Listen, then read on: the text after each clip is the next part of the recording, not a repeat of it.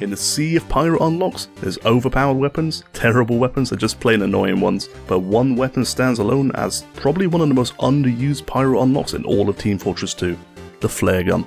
I mean seriously guys, it's pretty rare to see a pyro nowadays with a flare gun, because at the moment lots of people are using a scorch shot, or they're flying across the map with a detonator, or they're comboing with a panic attack.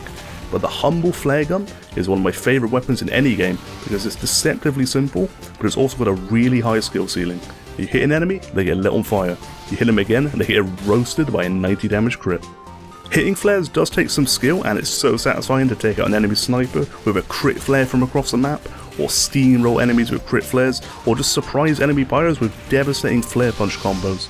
Now guys, if you want to master the flare gun, then this is the video for you. We're going to be checking out some basic stats and mechanics of the flare gun, how to start using the flare gun effectively, how to flare punch enemy pyros with crit flares and lingering flames, and how you can master the pyro's flare gun in TF2.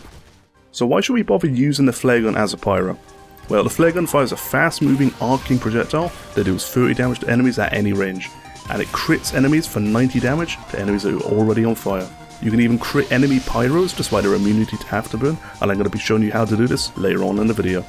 Now the potential to spam out 90 damage crits at any range makes the flare gun one of Pyro's most effective burst damage weapons, and probably his strongest mid-range tool, which is especially useful because Pyros usually aren't that effective beyond point blank range. Even better, you can ruin the enemy sniper's day with crit flares from across the map, and honestly that alone makes this weapon way worth it. Just like the medic's crossbow, the flare gun reloads passively while you have your flamethrower or melee weapon out, so you don't need to manually reload it after every flare like a shotgun for example. However, you only have one flare per clip and you have to hit the enemy directly to effectively use the flare gun, compared to the detonator or the scorch shot where you have some room for error. This makes the flare gun a bit of a high risk, high reward weapon. If you miss your flare in close quarters, that might be the difference between winning and losing that fight. With the flare gun's strong crit damage and passive reload ability, you should look to take short fights and play near cover so you can hide while you're reloading your next flare. Since the flare gun fires off one single projectile instead of a sustained and periodic damage like your flamethrower, you can peek the corner, fire off a flare and then hide and reload, then peek again to hit the enemy with that big 90 damage crit. Now of course guys, you could use a scorch shot, but it doesn't have the same level of upfront burst damage. It's more suited for applying consistent medium and long range pressure, and of course there's also the hidden downside of enemies getting pissed at you because of how annoying the scorch shot is to play against. I mean seriously guys, using the scorch shot is going to make enemies focus you down out of spite. On the other hand guys, enemies usually respect a good crit flare, and it's a lot more fun to use in my opinion. If you're a pyro player that wants to graduate from exclusively using the scorch shot, then the flare gun is absolutely worth trying out. The flare gun is strong if you get good with it, and I'd say it's a very skill based and fun weapon, but it does have a bit of a learning curve. We're looking to benefit from that all important 90 damage crit flare as often as possible, otherwise we may as well just use the scorch shot instead, yeah? That's why we pyro players need to find ways to make hitting our flares easier and more consistent. Luckily guys, there's 3 main ways we can achieve this. Firstly, we can disturb the enemy's movement with our air blast to make it easier to hit our flares. Lighting an enemy on fire, air blasting them into a wall or a corner, and then following that up with a big devastating crit flare is usually more than enough to instantly kill light classes like scouts, and severely damage most others. Using our air blast to push enemies into the air and immobilize them makes it much easier to hit your flares because the enemy just can't move around as much. This is a classic pyro combo that you should master if you're a beginner or intermediate pyro, because it will be a much more consistent threat to the enemy team. Now secondly, we can close the distance on enemies to make landing our flares easier. Since a flare gun fires a projectile, it's pretty hard to reliably hit enemies at long range with flares, and especially hard to hit burning enemies with that all important second crit flare. Closing the distance means that enemies have less time to react to the flare, and on top of that, the projectile will have less time to travel, so you're going to be in range to disrupt their movement with your air blast, and the flare is going to hit them before they can move away.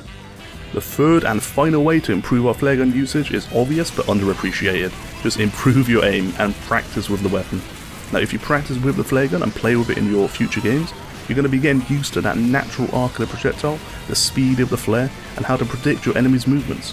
Now of course it is easier said than done, and it does take time and practice to improve your aim and your flare gun consistency. But luckily for you guys and girls, I've got some comprehensive aim guide videos planned in the future, which will hopefully help you out quite a lot. Now I really think that the flare gun is one of the most rewarding weapons to improve with in TF2, and the skills you learn from it carry over to other projectile weapons in other games as well. You have to aim ahead of your target and lead your flares to hit your shots, and that same technique is how you aim different projectile weapons in pretty much any major FPS game at the moment. For example, there's loads of projectiles that require that type of prediction aim in Overwatch, like Zenyatta's Orbs and Ana's Sleep Darts. Now within Team Fortress 2 again, getting good at leading your flares and predicting the enemy movement means that you'll probably be decent with other projectile weapons like rockets and arrows. All projectiles follow the same base rules. Learn the speed and the arc of the projectile you're using, learn how fast each opponent can move, predict where the enemy is going to move, and practice with the projectile until it's just second nature. Now I'm probably going to be talking about this more in a future video about carryover skills. This is a little bit of a tangent, but just know that practicing with the flare gun is absolutely and definitely worth the effort. So now that you know how to use a flare gun effectively and why it's a good secondary option for pyro players, let's see how to flare punch enemy pyros. What is flare punching? Well, flare punching is where you use a flare gun to crit enemy pyros. Now normally of course pyros are immune to afterburn, but they can still be lit on fire for a brief moment if they're in a flame particle. Basically what this means is that you can flame an enemy pyro, and while they're still in the lingering flames that you produce, you can quickly switch to your flare gun and crit them for 90 damage. It's crazy how effective this is, and it catches many enemy pyros completely by surprise. You can even perform the same flare punch style combo with your axe extinguisher as well, instead of your flare gun of course, and crit enemy pyros with a big axe extinguisher mini crit instead. Now it does take some practice, aim and timing to consistently flare punch enemy pyros, but using these simple and fun warm-ups, you can very quickly master the combo and improve with the flare gun in general. Install TR Walkway RC2 using the link in the description or through the Steam Workshop, enter the map using the console, and then equip the flare gun, the degreaser and the axe extinguisher. Turn off the ramp, set the bots to spawn every 2 or 3 seconds, and set the bots to spawn as pyro. Stand on the walkway with your degreaser out and you're ready to go. I've turned on the keyboard and mouse display so you can see exactly what buttons I'm pressing to pull off these combos. So to practice a basic flare punch combo, get in front of one of the enemy pyros, then you want to flame him, and while you're still holding down your left mouse button, quickly switch to your flare gun, and then you'll be critting that enemy pyro for 90 damage. Now you can switch between your flamethrower and flare gun manually, or you can use your quick switch key to switch between weapons. Mine's bound to Q, so I'm just holding down my left mouse button as you can see, and pressing Q, and boom, that's the basic flare punch combo. It's the exact same with the axe extinguisher. We're holding down left mouse button to flame the enemy, manually switching or quick switching to the axe extinguisher, and hit them with the axe for their mini crit. Sometimes you won't crit the pyro, and that's because the flame particles despawned before your flare or axe hit them. That's why in some of my videos, you're going to be seeing me aiming my flames closer to the ground, so they stay active for just slightly longer. You can see here that my axe extinguisher doesn't crit the enemy when I'm flaming him directly, but when I place lingering flames by aiming at the ground, I have just enough time to tag him with that mini crit axe extinguisher. So that's our basic flare punch combo, but how does it work when the pyro is moving? We have to lead our flames ahead of where the enemy pyro is running, so that he runs into the flames, and he's still in the flame particles as we switch to our flare gun and fire off that big crit flare. You can see in these clips I'm aiming just a little bit ahead of where the pyro is running. This is important, because if you don't lead your flames, then the enemy pyro can sometimes escape the flame particles before you can fire off that crit flare. Practice these 2 beginner drills until you can consistently hit the pyrobots with crit flares and crit axes, and once you can do this easily, you should move on to these more advanced combos. Level 1 was against a still target, level 2 was when the enemy pyro was moving, and now for level 3, let's combine an air blast into the combo as well as your own personal movement. Now this is more like an actual game situation. Air blast the enemy into the air, I like to air blast them twice to get a little bit more height, then flame the area that they're going to land in. As they land, switch to your flare gun and then hit the bot with a crit flare. This is like a SketchX style combo, and once you get the hang of it, you're going to be pulling off similar combos really consistently. You can do the combo with a stream of flames, or just a single tiny puff like he does in his videos. As long as that enemy falls into that single flame particle, you can crit them with a flare or an axe extinguisher. Now the final combo, level 4, and the final practice drill for general flare gun usage is where we're going to be setting the bots to random classes and just move freely around the walkway. We're going to be running around, flaming enemies, air blasting them up in the air to immobilize them, and then hitting them with a quick crit flare in the air. This combo is how we can instantly take out any light classes like scouts or engineers, and it does huge damage to all other classes, just running around and trying to do that combo quickly and consistently. Flame, air blast up, and crit flare.